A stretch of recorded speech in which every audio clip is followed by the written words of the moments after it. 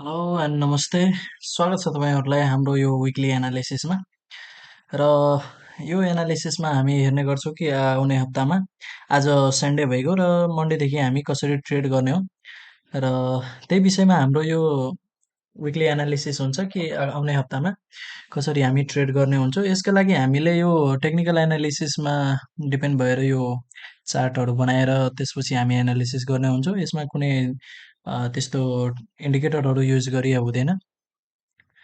So ध्यान दिएर हेर्नु होला कुन कुन मेजर पोइन्टहरू छ र कुन कुन इफेक्टिभ त्यो रेट छ जुन हाम्रो ट्रेन्ड लाइनमा आउने गर्दछ जसकोलाई हामीले ध्यानमा राखेर ट्रेड गर्नुपर्ने हुन्छ। र सबभन्दा पहिला हामीले यसमा गोल्ड, सिल्भर अनि क्रुड ओइल र कपरको हाराहारी यसमा सानोतिनो यसमा एनालिसिस दिन्छौँ अनि त्यसपछि गोल्डको चार्ट म पनि देखाउने गर्छु कि गोल्डमा के कसो हुनेवाला छ। यसमा कपरहरूको यिनीहरूको कपर अनि सिल्भर, क्रुड ओइलको डिटेल चार्ट हुँदैन। यसमा सानो एनालिसिस हुन्छ र त्यसपछि गोल्डको डिटेल चार्ट हुन्छ। र ध्यान दिएर हेर्नु होला त्यसपछि यसमा कुनै पोइन्ट पनि मिस नगरिकन हेरिदिनु होला। किनभने केही मिस भयो भने फेरि बुझ्न गाह्रो हुन्छ र त्यसपछि विकलीको लागि यसमा सिग्नल पनि हुन्छ। र यो होइन कि यसमा हामीले यसमा जुन चार्ट बनाएको हुन्छ त्यसलाई ब्रेक गर्दैन या फेरि नयाँ मुभमेन्ट देखाउँदैन। अफकोर्स देखाउन सक्छ। किनभने यसमा हामीले जुन एनालिसिस जुन अहिले म स्क्रिनमा देखाइरहेको छु त्यो 4 घन्टाको क्यान्डलमा बनाएको छु र त्यसपछि 4 घन्टाको क्यान्डलमा बनाएको छु भने फेरि अर्को 4 घन्टामा यो हुनसक्छ टुट्न पनि सक्छ। र त्यही पनि हामीले मेजर जुन हाम्रो पोइन्टहरू छ त्यसलाई टार्गेट गरेर त्यो हामीले डिमान्ड जोन र सप्लाई जोन ड्र गरेछौँ। त्यसलाई ध्यान दिएर हेर्नु होला र यसलाई डिमान्ड र सप्लाई जसले ध्यान दिएर जसले सिक्न कोसिस गर्छ र त्यो कुरालाई ध्यान दिए हुन्छ उसले मजाले प्रेडिक्ट गर्न सक्ने हुन्छ कि अगाडिको दिनमा के कसो हुनेवाला छ। हाम्रो अगाडि यो अहिले गोल्डको चार्ट छ र त्यसपछि हामीले यसमा यो जुन हाम्रो रेट छ त्यो हाम्रो सप्लाई जोन हो।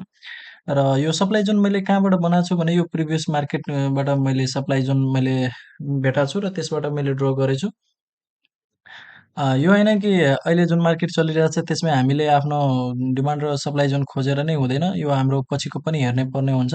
सो यो हाम्रो जुन सप्लाई जोन छ सबभन्दा माथि लगभग 1797 देखि यो हाम्रो छ 1803 या 4 देखि सम्म हाम्रो यो सप्लाई जोन छ। लगभग मानौँ यहाँ 1797 देखि 1810 देखि सम्म छ। र अलि यसलाई यदि 18 यो सप्लाई जोनलाई यदि ब्रेक गरेर माथि गइरहेछ भने मार्केट यसमा अझ माथि देखाउने गर्छ हुन्छ।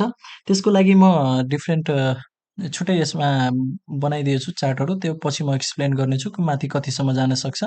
र यो हाम्रो 4 घन्टाको क्यान्डलमा जुन बनेको प्याटर्न छ त्यसलाई म एक्सप्लेन गर्न गइरहेको छु। यो जुन हाम्रो सप्लाई जुन छ यहाँबाट फर्कियो भने एउटा हामीलाई जस्ट यसको तलै यो हाम्रो 1754 देखि 1764 सम्मको यो हाम्रो फेरि एउटा डिमान्ड जोन हुन्छ।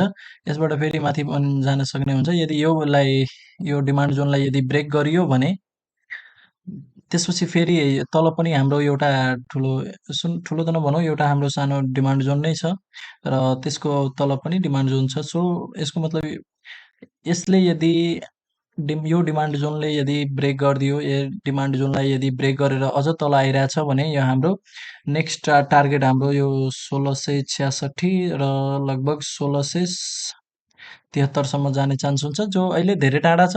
र त्यसको बिचमा एउटा मलाई लाग्छ यो 1760 या 1750 सम्म आयो भने त्यो पनि धेरै ठुलो कुरा हो। र यो विकमा म्याक्सिमम आउन सक्ने चान्स चाहिँ 1725 सम्म छ जो म अर्को त्यहाँ चार्टमा ड्र गरिसकेको छु।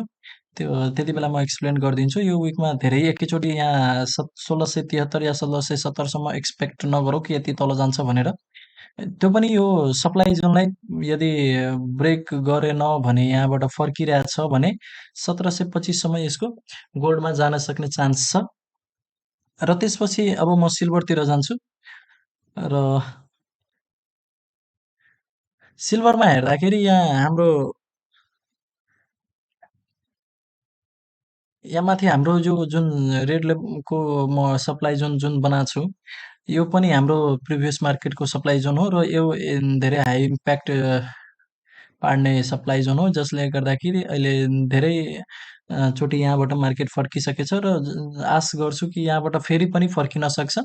अहिले यसलाई तोड्न अलि गाह्रै हुन्छ। यो जुन हाम्रो सप्लाई जोन छ यो हाम्रो 23.698 देखि 23.916 सम्म जुन हाम्रो सप्लाई जोन छ यसलाई तोड्न अलि गाह्रो हुन्छ। यहाँबाट यदि ब्रेक गरिदियो भने हामी एक्सपेक्ट गर्छौँ कि यहाँ माथिल्लो हाम्रो जुन सप्लाई जोन छ 25.028 देखि हाम्रो 25.220 सम्म जुन छ यहाँसम्म जान सक्ने चान्स हुन्छ। बट यसलाई जहाँसम्म लाग्छ कि यो सप्लाई जोन अलि ब्रेक गर्न यसलाई गाह्रै हुन्छ र त्यसपछि यो फेरि यहाँ एउटा यहाँबाट फर्किने हुन्छ र तल पनि पनि एउटा फेरि सप्लाई जोन नै छ। सो यो हप्तामा लगभग मार्केटले सिल्भरमा समथिङ समथिङ 21.972 सम्म जान यसको चान्स हुन्छ। सो ध्यान दिएर यो लेभलहरूलाई हेरेर ट्रेड गर्नु होला। यो हाम्रो 4 घण्टाको क्यान्डल हो र त्यसपछि यसलाई 15 मिनटमा ड्र गर्दाखेरि अझ क्लियर हुन्छ बट म 4 घण्टामै देखाइदिएँ। त्यसपछि म सिल्भर पछि म क्रुड ओइलमा जान्छु र क्रुड ओइलमा आउँदाखेरि हाम्रो यो अहिले म तपाईँलाई देखाउन चाहेँ। हामीले एउटा डिमान्ड जोन र सप्लाई जोन बनाएको छु यसको बिचमा चलिरहेछ र यसले यहाँ तल आउन सक्ने हुन्छ र त्यसपछि यहाँबाट फेरि मार्केट माथि जाने चान्स हुन्छ र यो जुन हाम्रो डिमान्ड जोन छ अलि ठुलै छ र यो हाम्रो डिमान्ड जोन छ 64.39 देखि 66 या 67 सम्म छ। अ, यो हाम्रो ठुलै डिमान्ड जोन छ र यसले राम्रो इम्प्याक्ट देखिन्छ मार्केटमा देखाउँछ जस्तो लाग्छ। सो यहाँबाट अलि केयर गर्नु होला। यहाँबाट माथि जान सक्ने चान्सेसको बढी हुन्छ। यो हाम्रो क्रुड ओइलको हो र कपरमा आउँदाखेरि यहाँबाट म डिमान्ड जोन र सप्लाई जोन यसमा पनि ड्र गरिसकेको छु र यो हाम्रो यसमा 4 घण्टामा एउटा डबल टप पनि देखिरहेको छु जसले गर्दाखेरि यो हाम्रो एक्ज्याक्टली सप्लाई जोनकै भित्रबाट यहाँ धेरै माथि नगएर सप्लाई जोनको अलि भित्र गएर अनि त्यसपछि फर्केर अनि त्यसपछि एउटा म डबल टप पनि देखिरहेको छु र त्यसपछि एउटा सानो डिमान्ड जोन पनि यहाँ छ। यदि यसले यो डिमान्ड जोनले यहाँबाट सप्लाई जोनले त इम्प्याक्ट पारेर यहाँ तल आइरहेछ। अनि यो जुन तलको जुन हाम्रो डिमान्ड जोन छ यसले यदि सपोर्ट दिन्छ लगभग सपोर्ट दिन्छ नै यसले यदि सपोर्ट दिएन यसले ब्रेक गर्यो यो डिमान्ड जोनलाई भने हामी एक्सपेक्ट गर्छौँ कि यहाँ तलको 3.5625 सम्म आउने चान्सेसको हुन्छ र यो विकमा लगभग लगभग यो जुन हाम्रो बिचको डिमान्ड जोन छ यसले नै इम्प्याक्ट देखाउँछ र यहाँबाट माथितिर जाने यसको चान्स हुन्छ यो विकसम्ममा र यहाँ कन्सोलिडेसन हुन्छ र त्यसपछि यो विकमा न्युजहरू पनि धेरै छ। त्यो ध्यान दिनु होला र त्यसपछि आज म न्युजलाई यो भिडियोमा कभर गर्न सकिनँ। म ग्रुपमा एक्सप्लेन गरिदिन्छु यो कुन दिन कति बेलासम्म न्युज हुन्छ। यो विकमा अलि न्युज बढी हुन्छ सो अलि केयर गरेर ट्रेड गर्नु होला। अनि त्यसपछि यो सकिसकेपछि गोल्ड, सिल्भर, क्रुड ओइलको हाराहारी समथिङ सानो एनालिसिस त सकिसक्यो। अनि त्यसपछि म जुन गोल्डको कुरा गरेको थिएँ यसमा डिटेल एनालिसिस म दिइरहेको छु। जसको लागि म चार्टहरू ड्र गरिसकेको छु है।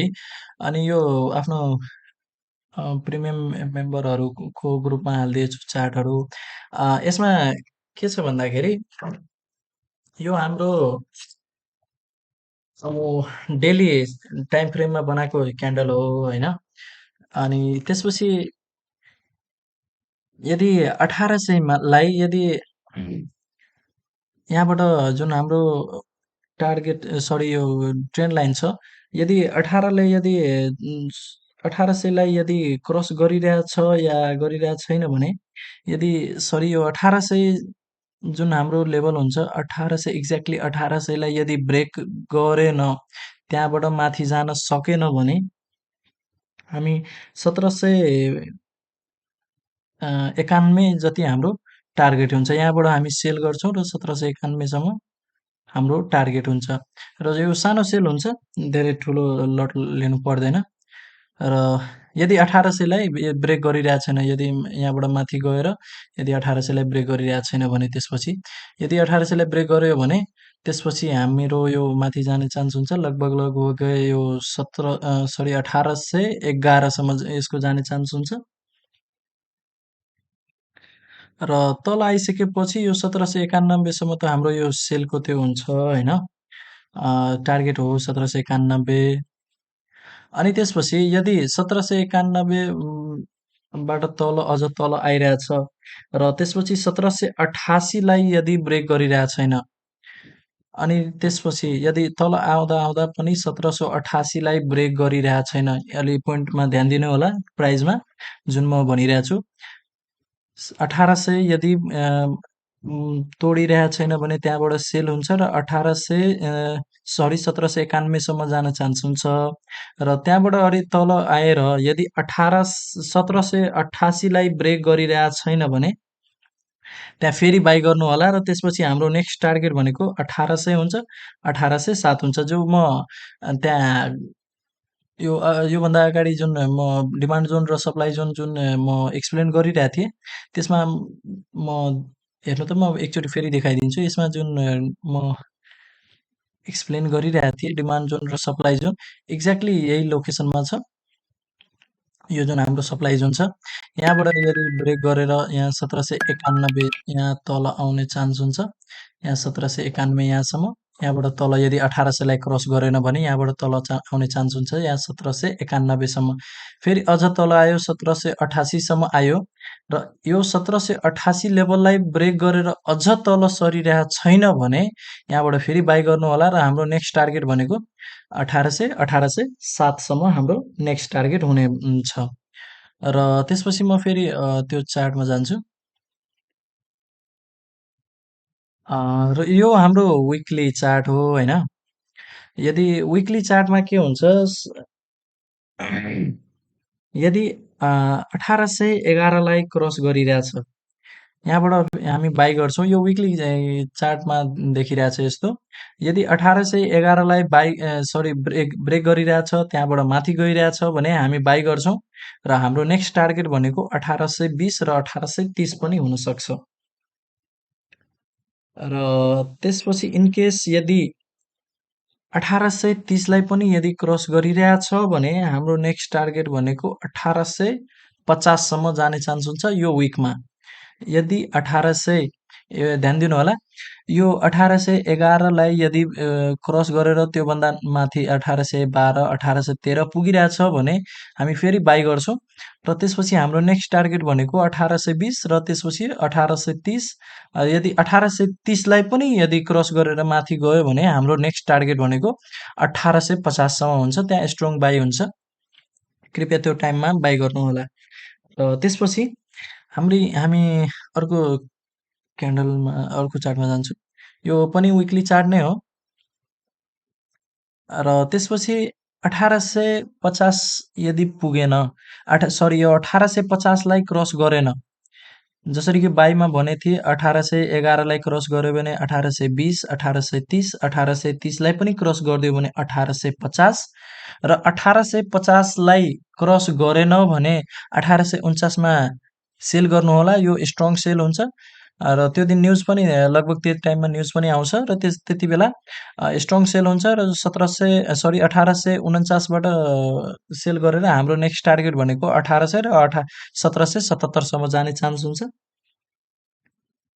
र त्यसपछि म यहाँ वान डेको टाइम फ्रेममा आइसकेको छु र वान डेको टाइम फ्रेममा जुन हामी एउटा चार्ट हेरिरहेछौँ यो यदि यो ट्रेन्ड लाइनलाई यदि ब्रेक गरिरहेछ 1700 जुन म अगाडि भनेको थिएँ गोल्डको जुन 1788 यदि ब्रेक गर्यो भने यदि 1788 लाई ब्रेक गरेन, म फेरि पनि त्यसमा देखाइदिन्छु ट्रेडिङ भ्यूमा।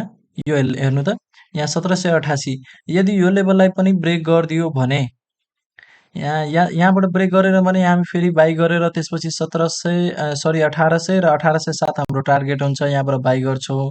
यदि त्यसपछि यहाँबाट पनि यो 1788 लाई यदि ब्रेक गरिरहेछ भने हामी त्यसपछि यसको लागि स्ट्रङ सेल गर्छौँ र हाम्रो नेक्स्ट टार्गेट भनेको 1777 र 1760 सम्म हुन्छ, जो म यहाँ यो जुन हाम्रो डिमान्ड जोन छ, यो डिमान्ड जोनमा आउने गर्छ।